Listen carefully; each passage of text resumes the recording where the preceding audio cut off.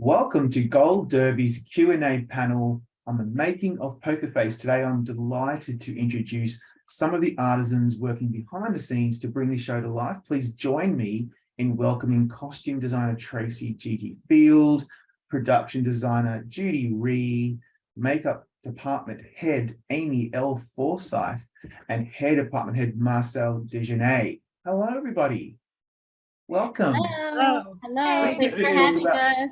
one of the best shows on TV, and I'm sure you have plenty of awesome stories. But before we get into the real deets of what you guys did on this awesome show, I'm really curious about this. Each of you are so integral to the world building process. So how do, and this is a question for everybody, I think we'll probably, and it's up to you guys how you want, who wants to answer first.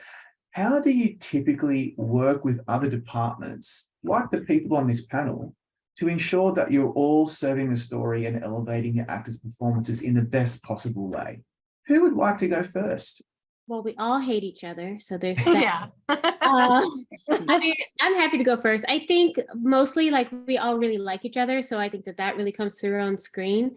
We're both, I mean, all of us are like constantly like running ideas by each other. I'm constantly in the hair and makeup trailer being like, what's this going to be? This is what she's wearing. What's up? And then I'm always in Judy's office like, what is the background going to look like in terms of like the wall, or what couch are they on? And, so I think it's just a testament that, I mean, we're all kind of like that. So I think that it's a testament to show that we are all into just making the best product possible by constantly like collaborating. Yeah, I feel like it's really great that although we haven't worked together before, we created a shorthand so quickly. Yeah. Everybody on this panel is really good at what they do. So it's just like you can basically go into somebody's office and they already have the answer and you haven't even asked the question. You know what I mean? So it's just like, it's just so easy on a job like this with people that are so good at what they do. Yeah, it was fantastic to work with everyone. I mean, our personalities really melded very well. But as Trayce was saying, what was fantastic also was that we were able to have a shorthand. We never really had a lot of time to sit down and go through everything detail by detail. So I think we had one initial Zoom, Trayce and I had one meeting, and then we were off to the races. And it was literally running and showing bits and pieces of information. And we just kind of all got it. We got the tone of the show, we got the tone of Ryan, and yeah, it all, I mean, it's really a miracle it got done. But what I love seeing everything on the screen is how it all did come together with such a shorthand. It's pretty incredible.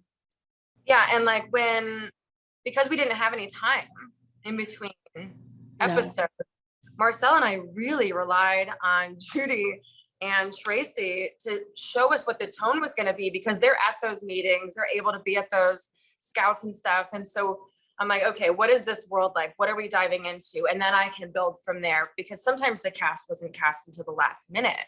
So Marcel and I are like, okay, what's our plan of attack based on the notes that were being given from them without anyone cast yet? Like, what are our dreams and hopes? And then once they get cast, it's like, okay, well, that will work on this person. But, it's a fun game, to be honest. It is. I mean, a lot of conversations between Judy and Trayce and I about, exactly the background colors. For me, it was dictating the hair colors of some of the actors and some of their wigs. And also just the collaboration was really incredible. It was really fun to be with such a great, talented group of people. Imagine if you're on a show where you hated each other really and you didn't work with it. It would be awful. Awful. It's awful. It would be so awful. It would not have worked on this show because it was such a fast-moving train. I mean, I still look at some of the episodes and so amazed that it all coordinated. I mean, I look at the costumes on every episode and the hair and the makeup, and I think, oh my God, how did it come together? And it looks good. I mean, not to toot my own horn, but it all turned out so well in a way that, with just a few words, a few moments, seeing each other in the parking lot. Hey, what are you doing for this? Oh, I think I'm going to do blue, just very off the cuff. Yes. Very little planning. We had no time. Yeah, because there was no turnaround. It was like controlled chaos. It's just like, between this panel here and like whatever new director was coming, it's just like that's what had to happen, you know? Yeah. Wow.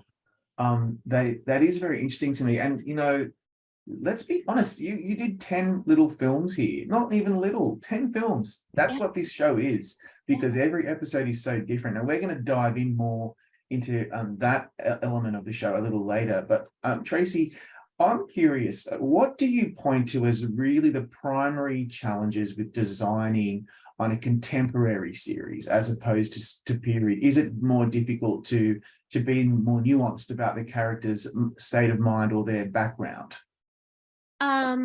For me, I think that whether it's period or it's contemporary, I'm always trying to outdo myself every time. So I think I just go into it wanting to make everything like really special, unique, interesting.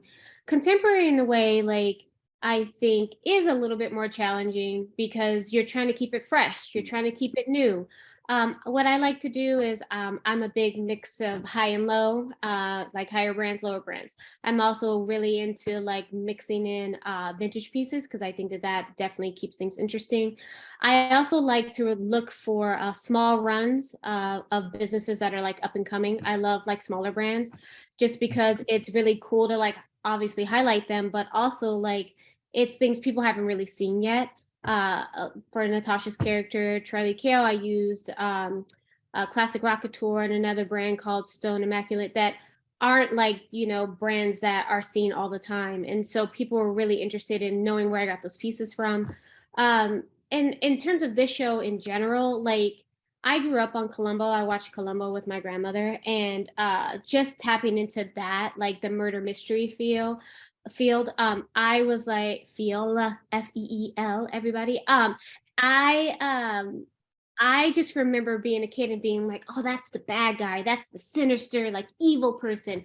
And I really wanted to latch on to that sort of idea. So each character that, was our murderer, I wanted to make sure they had a vibe, make sure they had a feeling. So you knew that they were kind of like evil. Especially like, Laura was one of my favorite characters. I feel like from hair, makeup, and costume, like we really just made her like such a sinister character. She was so chic and so evil, kind of like Cruella de Vil, that it was just a fun, sinister character to create. So, yes, to answer your question in a long about way, contemporary is definitely a challenge, but I feel like if you keep it interesting, keep it fresh, it is something that I really enjoy doing. Yeah, Cherry Jones walking out in that whole look, I was like, oh no. Wait, which one? There's so many looks. Are you talking about the black and white dress at the end? Yes. I know. It's like a painting, right? That dress is kind of like a painting. It's like a piece of art. And she just looked so like diabolical. That's such a good word for her. Like diabolical. Yeah, I mean, and again, like we started off with some mood boards and Marcel was like, this is what I'm gonna do for the hair. And I was like, oh my God, that's so cool. And then Amy is like, yeah, and then her eyes are gonna be all red. This is for a different thing. And we're gonna do this, and we're gonna do that. And it just really, in the house was like incredible. So I just feel like, again, the collaborative effort, like I really do think that you see that on screen.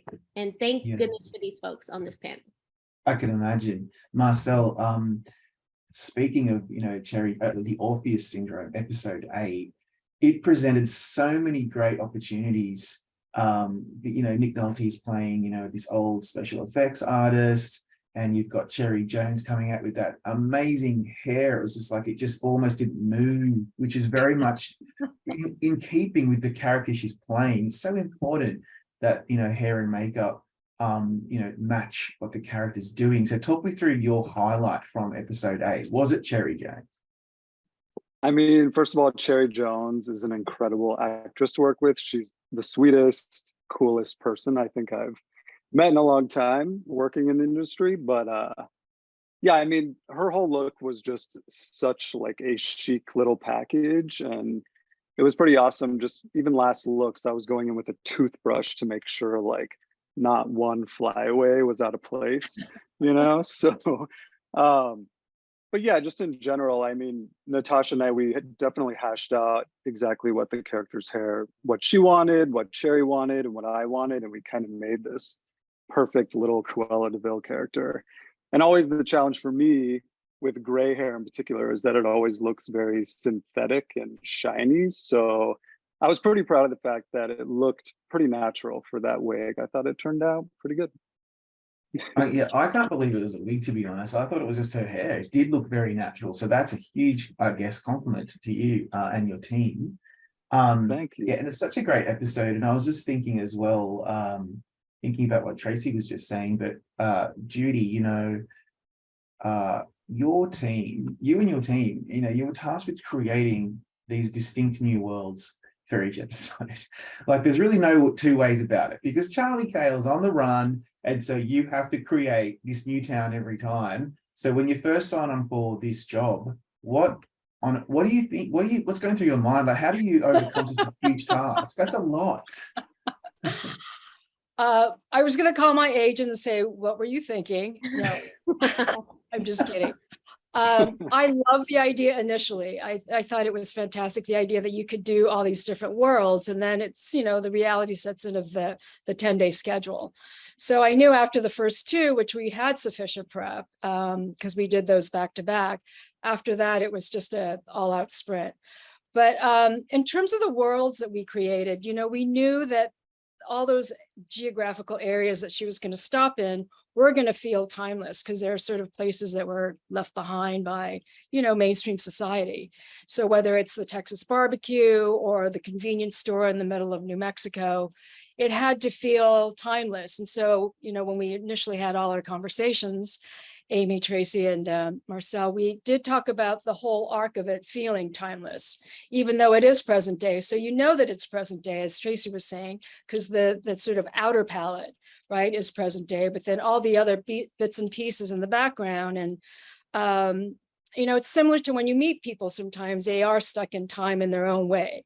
I'm stuck in my own version of my time capsule, you know, but it's, so you have that personality come through with all the different characters and all the different episodes. How we achieved it, you know, I couldn't even tell you. I mean, it really is such a blur, and it really is a testament to the team that I had. It's without them, none of this would have happened. I owe every bit of gratitude to every painter, carpenter, set dresser. It's just like, you name it. We all kept our roller skates on, and yeah, it somehow got done. I will say that I think I only saw Judy in person 4 times during the entire show. And when I did, it was, you know, at base camp, and both of us just kind of, okay, bye. But like, a testament to her and her team is the fact that one, you know, building that we used for the casino, we come back and it's a theater, and it's just like, wait, we were just here and it was a casino. Yeah. How is this a theater right now? And I don't know how you guys turned it around so fast, but it's incredible. Well, as you remember, I was asking everyone not to lean up against the walls because the paint was literally still wet.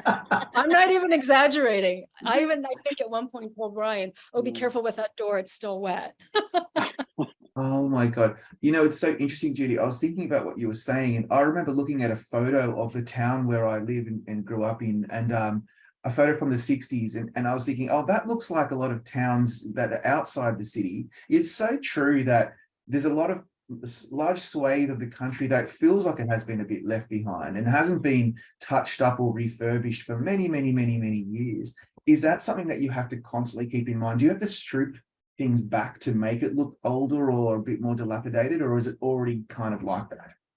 Well, it depends on the location. You know, in episode 2, the New Mexico one, that was 3 structures we built. The subway we built, the convenience store, the building was there, but we modified it. And then the garage next to the gas station, that was built from scratch. So that particular area, in the middle of nowhere, I mean, there are places that are left like that. So we just kind of enhanced it. Even though the convenience store, you know, as we're talking about, is present day. So you see sort of evidence of new and old stuff there. But most of it was shot in the Hudson Valley, and a lot of it has been renovated and refurbished and remodeled. So it's about not just redoing, but covering the newer stuff and, you know, building off of it so it feels older. It really, I mean, a lot of upstate was not, so it's not like the metropolitan areas where everything has been rebuilt or refurbished, but yeah, I mean, it really depends on the location, the degree in which you have to augment it, but most of the time we did, because it's not old. And that barbecue was, you know, that was created, that was not in the middle of Texas. So Amazing. Yeah, it looks so authentic, and that's, I think, probably one of the, you know, the strong parts of his show is how authentic it looks. And speaking of, you know, like Amy, I was thinking that, you know, a necessary part of your role on any show really is being physically in the actors' faces a lot, sometimes for hours, every day. And so talk me through the importance of developing and nurturing a personal and professional rapport and bond between makeup artist and actor, and especially on this show. On this show, it was really unique because we only had the actors for 2 weeks. So you have to just kind of dive in the beginning with what they want their look to be based on what we think it should be, you know, trying to talk about everything right off the bat and making them comfortable. And they know that they're there for 2 weeks. They're excited. It's a journey that we're going on together. So we didn't really have any problems in the trailer as far as creating bonds because everyone was excited to be there. Everyone's a fan of Columbo. Everyone's excited to be there for 2 weeks and like make this like, you know, slice of a story for the show.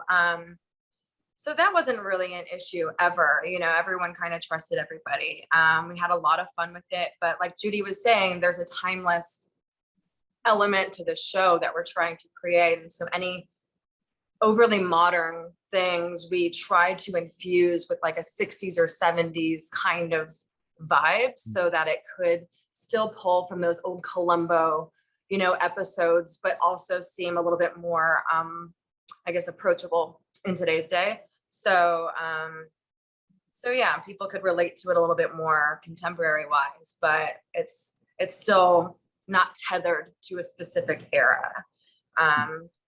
Yeah, that's a really good way to put it, actually. It didn't feel tethered to any era, but it certainly felt nostalgic and something maybe a little bit older, and I couldn't put my finger on it, but that's actually really, really interesting. I just wonder how that affects all of you. But Marcel in particular, same question for you. You're in people's faces a lot, you're in their personal space. You have to develop some kind of rapport. And I think that's actually a really important part of your job that is not the technical aspect, but it's certainly part of it, isn't it?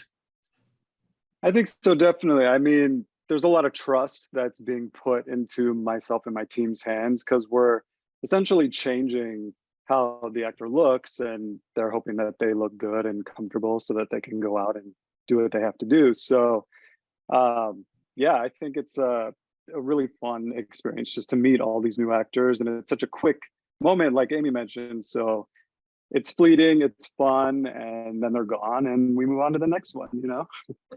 Yeah, it's a very unusual circumstance for this show. You don't have the same cast throughout the whole season. And so, yeah, I think the main thing is making sure Natasha is comfortable throughout the run of show because there's so much changing. There's new actors, new directors, new stories, and you need to make sure we're her constant. You know what I mean? So we need to make sure that she stays comfortable no matter what's happening outside of, you know, the film set. So it's just like, okay, so this energy is coming in. Okay, brace yourselves for this energy. You know what I mean? But, you know, it was always fun, but it's just like, you want to make sure that, you know, she's so precious to the show. She is the show. So you want to make sure that no, you know, energy is affecting it that way across the show, if that makes any sense. Absolutely Totally. does. Yeah, she is the heart and soul of the show. And speaking of Tracey, you know, in the pilot episode, which establishes Charlie Cale's style, I want to talk about what was in your mindset in terms of how you decided that was going to, how you were going to best capture her aesthetic. Well, for Charlie Cale's, Natasha's character, what essentially what I do is I create mood boards, right? And so the mood boards were a reflection of like 70s meets Western meets desert, right? And so once I had a conversation with Marcel and with Amy, we were talking about like makeup styles, hair, hairstyles, and what color her hair was going to be. And the initial thought was it definitely needs to be completely different from Russian Doll. It's a completely different character.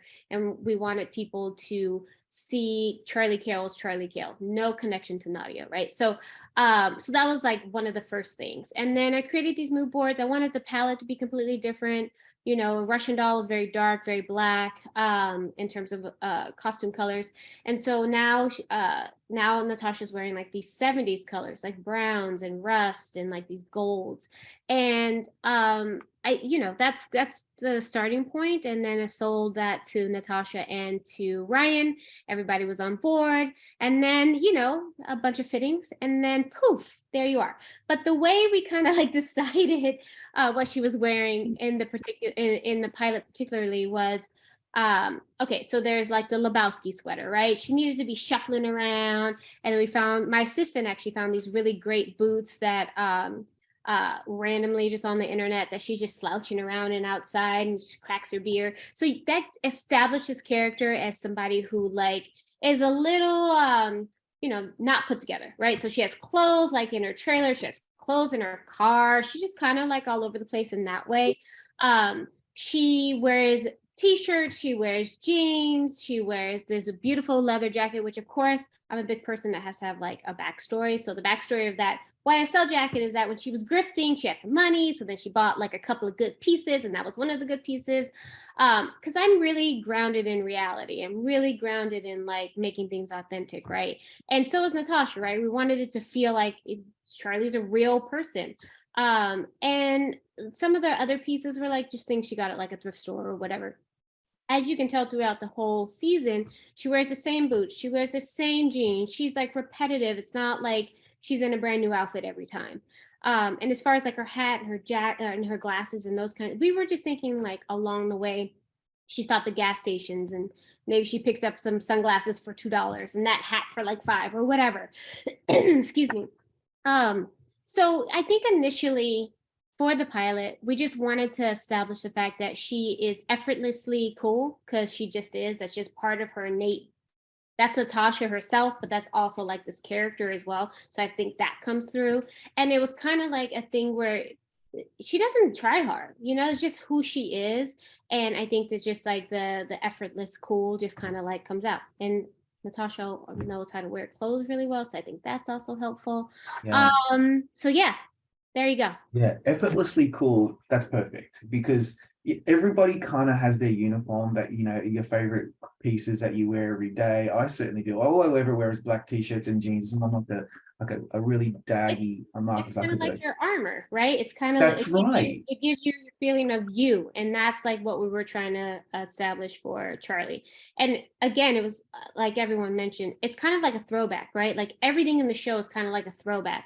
So it couldn't be things that were like so blatantly like can't be a crop top, because that's what everybody's wearing right now. It needed to just feel like vintage cool, but also contemporary.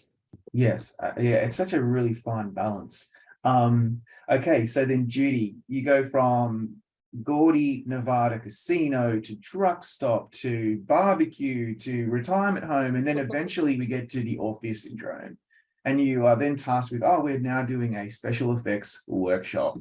Completely, that probably wasn't on your bingo card, right? Like I still laugh about all of it.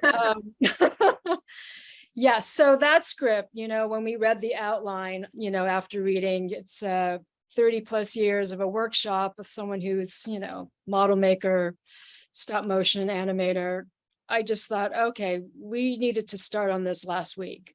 So that was kind of something one of the episodes we started on very early, where literally all of us in the art department got together and said, okay, we have to blitz your Rolodex. For those who don't know, Rolodex used to be this plastic thing that kept contact.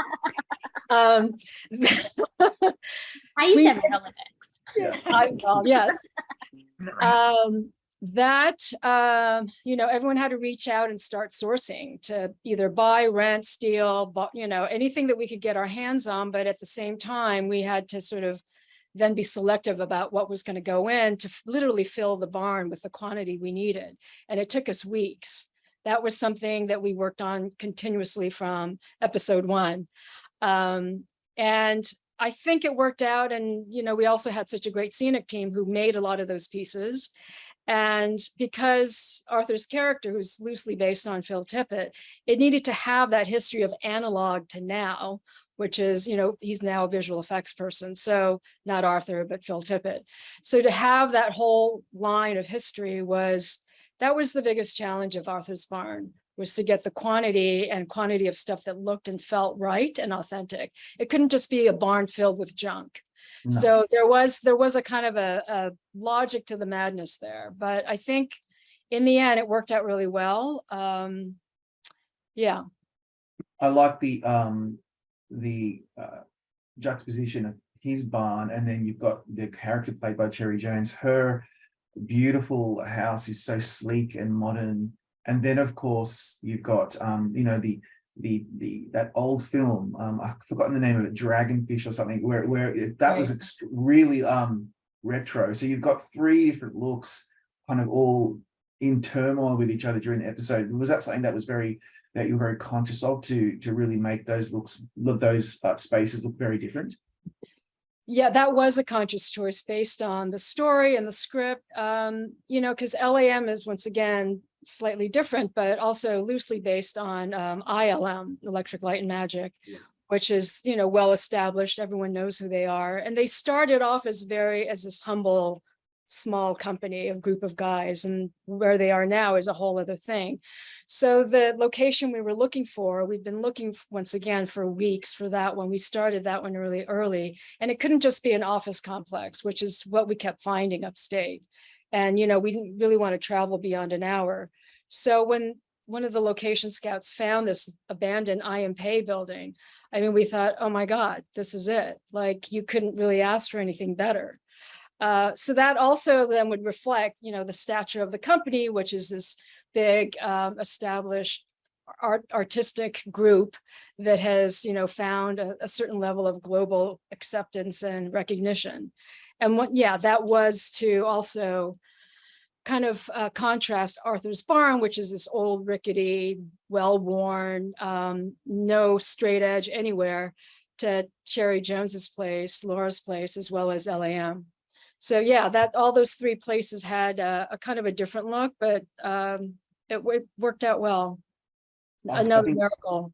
It's such a great example of design having a subliminal effect on the audience. I wasn't really thinking about that, obviously, when watching the episode, but when thinking back on it and on the spaces, the costumes, the hair, the makeup, it really actually has an impact on the viewer, and on the characters' state of minds and their backgrounds. Is so important.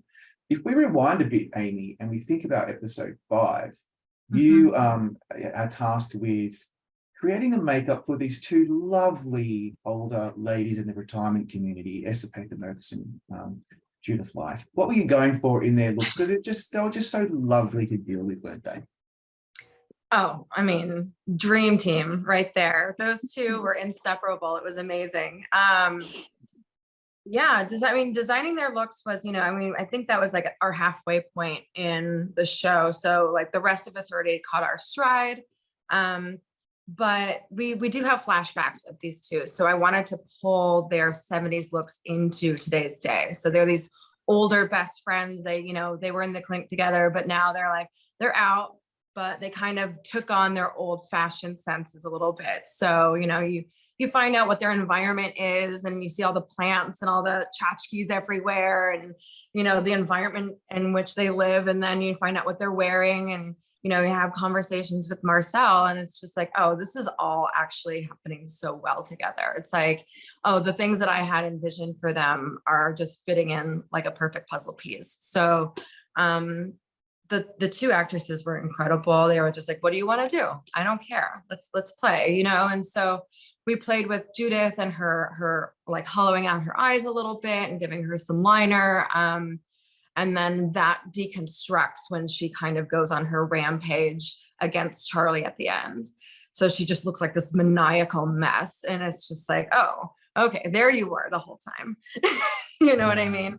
And he's like, you want to trust them in the beginning and think that they're this like really cool duo. And then you find out the sinister part later. And it's like, then you look back on it and you're like, well, yeah, I guess they are kind of that vibe. So, but then there's like the small character, like, you know, Betty, you know, who has like the blue eyeliner and the crazy lipstick, you know, and she's in everyone's business, you know, and then being able to like, I guess, you know, tar her, you know, in the body bag, but she still has a little bit of the liner and a little bit of the lips because you kind of want to see that character come through. And it's just like, oh, Betty, you know.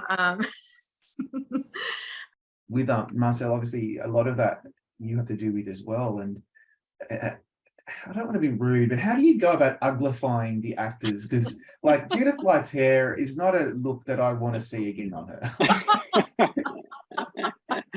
Well, it was interesting because, you know, Judith came in, she was cast very, very late. I think I had like 3 days to fabricate the wigs that she was requesting. So she either wanted to have a white, like a, not even platinum, just like a white gray, very long kind of age tippy. Or she was like, what if I did a, like, where I color my own hair with brown, but I have like gray roots coming out. And I was like, that sounds interesting and cool. So those wigs, obviously you can't just buy off the shelf. So it was a lot of prep. There was literally no time, but we tried the white wig. It was good, but we definitely went with the gray root because it just definitely fit with the character, we thought. So it was awesome. Yeah, And he paid that absolutely. as well. I love those Go ahead. grey roots. It's the first thing I noticed, and I'm like, come on, love, what are you doing? And then you realize she's a crazy person. She's in a retirement community and she's Yeah. she's just killing people. So she doesn't have time to do her hair. So that's just perfection. Exactly. And Essie Patha, I mean, sorry to interrupt, but Essie Patha was, you know, she's been in her role on her other show for so many years. So she was like, I really want to look different. So we went with kind of a tighter, you know, simple kind of afro, but it just worked really well. And she loved it so much that she actually bought one of the wigs off of my wig maker because she was like, I need this wig, you know. So it was awesome that she like loved it so much. It shocks me every time I speak to someone in the hair department and they talk about the wigs that they used. Maybe because I'm dumb, but I always just assume it's their hair because it just looks so real. It's so seamless. And that is, I mean, such great work, Marcel. Really, really amazing stuff. I thought that was Essie Patha's hair. Oh, wow. She just woke up that morning and went, yeah, this will do. There you go. You know, we have talked a bit about Natasha Lyonne. Obviously, not only does she play, you know, the leading character, she's a co-producer, she directed Office Syndrome. She's the heart and soul of this show. Some of you have worked with her before, but I'd really love to hear from all of you. Perhaps we'll go to Tracey first. What do you like most admire about her as number one on the call sheet and also as someone who has a say in the show's creative vision?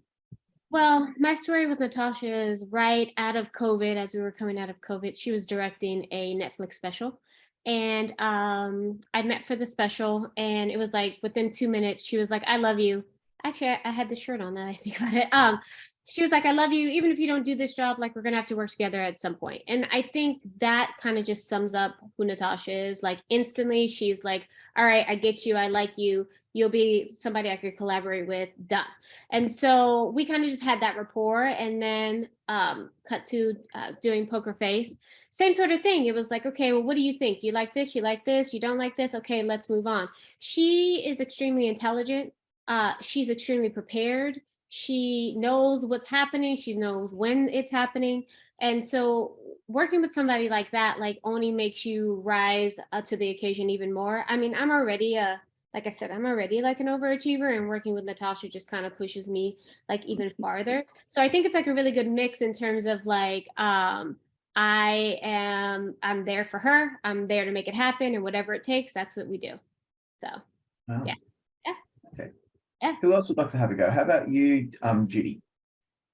This is my first time working with Natasha. And so, I didn't really interact with her until 8. I mean, we said a few things in passing on the set or during prep for some of the other episodes, but it wasn't until 8 that we actually got to spend some time together. And what I noticed about her immediately, I mean, also just watching her act in front of the camera, is that she is incredibly intelligent. She has a sense of people. She has a sense of her space and where she is. And she can read a room very quickly. She's a fast read on people, and I think everything in general. But during 8, what I noticed was she is very prepared. She's very precise in what it is that she's thinking. She's also very open to hearing your ideas. And she does come prepared, and she absolutely expects that of everyone that is collaborating with her, which, as Tracey was saying, it just makes you that much more prepared, or want to be prepared, because she is anticipating 10 steps down the road of like, okay, if we make this decision, how is this going to play out? And what are the options for X, Y, and Z? And so, yeah, you have to be prepared for all those questions and discussions that you're going to have. But yeah, I found her to be great to work with. She is very specific. She can make a decision very quickly, and she likes to talk things through, which I do as well, because it's only in talking things through with a group of people that you understand what the real options are, and something that you may not have considered by someone else's point of view or their department also helps to make your decisions more efficiently. So I found her to be incredibly generous to work with. So yeah. Couldn't have asked for a better report than that from both of you so far. Marcel, you're going to tell me she's all right. No, don't tell me. Natasha and I met on season 1 of Russian Doll, and right away I just had a connection with her. I think her and I have a very similar POV as far as aesthetics. We like similar music. We tend to lean towards the same kind of fashion sense. She loves Carhartt and, ball caps, no big deal. Just kidding. But no, she's a genius. I love her to death. She's honestly the smartest person I know. And anytime she calls me to do anything, I always say yes, because she's such a fun time to be around. I'm always laughing. We're getting up at 3:45, 4:45 in the morning, and she's always kind of bringing this comedy, and I'm a big fan. I've been a fan since, but I'm a cheerleader, Slums of Beverly Hills, so I grew up watching her, and to call her, I think, a friend and a colleague is pretty awesome. I think she's pretty special. Wow. So you just say yes, and then whatever you happen to be working on, you've got to figure out a way to get out of that project. So that maybe not. Pretty much. I mean, whenever I get a job offer, I always text her and I'm like, hey, I have a job offer, oh, what's happening, so yeah. Yes, and then you can let it align. Yeah. Exactly. What about you, Amy? Go for it. What do you think about Natasha? Well, like everybody else, she's amazing. I met her on Russian Doll with Marcel. I think it was interesting because on Russian Doll, she was the creator. She was wearing so many hats that, as a makeup department head, I was so lucky to have that person in my chair every day, asking the questions I need to ask about the world and all of those things. And she's so invested. She's so into all of the details. And so creating the Russian Doll character was really, really fun. It's, something that she hasn't done before. And then coming into this, it's like, okay, how can we set this apart? And that was really fun because now she's only focusing on her character because she does, Ryan's dealing with the rest of it. So we got to really hash out what we wanted to set her apart from Orange, set her apart from Russian Doll. So, we brought the 60s and 70s vibe in with the peaches and cream color scheme with the rusty colored lips and the big doll eyes, and that was just really, really fun. And when we did the makeup test with everybody, I was like, okay, I think we found her. And thankfully we started with episode 9, where she's covered in mud like Rambo or like Predator, you know what I mean? So in between the mud stuff, we got to kind of hone in on that character before we actually dove into the rest of the show. So we've already figured out the nuances of her character in those moments in episode 9 so that we can kind of hit the ground running with the rest of the show. And just having her and then like episode 8, she's the director, she's in our chair. So Marcel and I had this, cheat sheet every day during the episode that we're filming beforehand. And she's like, okay, this is what I want for this. So we're stealing meetings with the director while we're, in the makeup trailer. And I couldn't ask for anything more, especially on a show with no turnaround. So, and she'll start the dialogue because she's smart. She's like, okay, we only have this much time. I want to make sure this happens. I want to make sure this happens. And it's just such a great energy to be around, because if somebody else is excited about it, you're like, okay, what can I do? You know what I mean? It's infectious. You know what I mean? So, Yeah. And then just having everybody else to pull from, it's so much fun, but it starts from the top and it trickles down. That's right. If you have a crazy person at the top who isn't good to work with, the whole show just falls apart. That's what I hear all the time. Thank God you had that problem. Before I let you go, given how, yes, it was stressful, yes, there was a lot of pressure, but it seems like you all got a lot out of this show. It was very rewarding. It's coming back for season 2 at some point. I assume by your noddings maybe that you will all return if asked. Yeah, we're back. Definitely. Fingers crossed. On that note, thank you so much, everybody, for your insights today, Trayce and Judy, Amy, Marcel. We really appreciate it, and congratulations on some beautiful work in season 1 of Poker Face. Thank you. Thank Thanks you. for having us.